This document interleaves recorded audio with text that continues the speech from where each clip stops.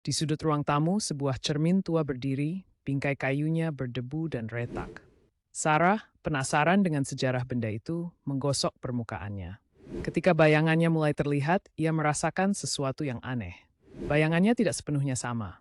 Ada sosok lain di belakangnya, wajah yang tidak dikenalnya. Tiba-tiba, sosok itu tersenyum, meski Sarah tidak merasa senang. Keringat dingin mengalir di punggungnya saat ia berusaha mengalihkan pandangan, tetapi rasa ingin tahunya mendorongnya untuk melihat lebih dekat.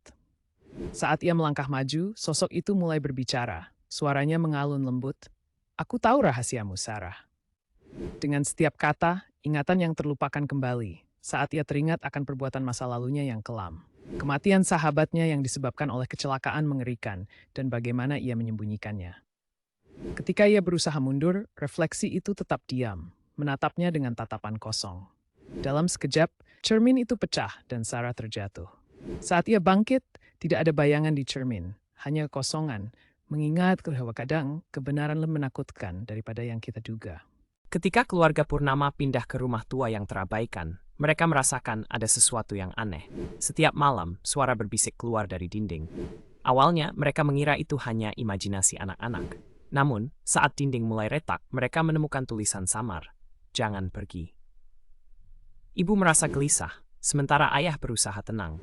Suatu malam, suara tersebut semakin jelas, seolah memanggil nama mereka satu persatu.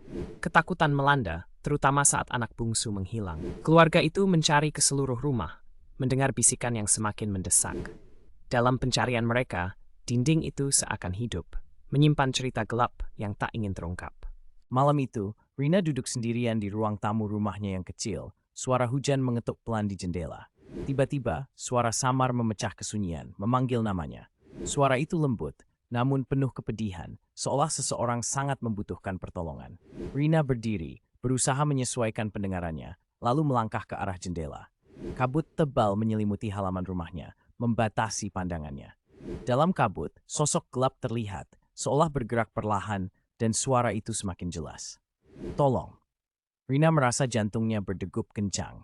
Dia teringat cerita-cerita tentang hilangnya orang-orang di daerah itu. Rina merasa terjebak antara rasa ingin tahu dan ketakutan. Dia membuka pintu dan melangkah keluar, menembus kabut dingin. Suara itu mengarah ke arah hutan. Saat dia terhuyung-huyung, kabut semakin memekakkan telinga, dan suara itu berubah menjadi tawa yang mengerikan. Rina berbalik untuk melarikan diri, tetapi kabut semakin mengeraskan suaranya, menyelimuti langkahnya. Dalam sekejap, Rina menghilang, seolah ditelan oleh malam, dan suara itu kini memanggil nama-nama lain. Hanya kabut yang tersisa menyimpan rahasia kelamnya.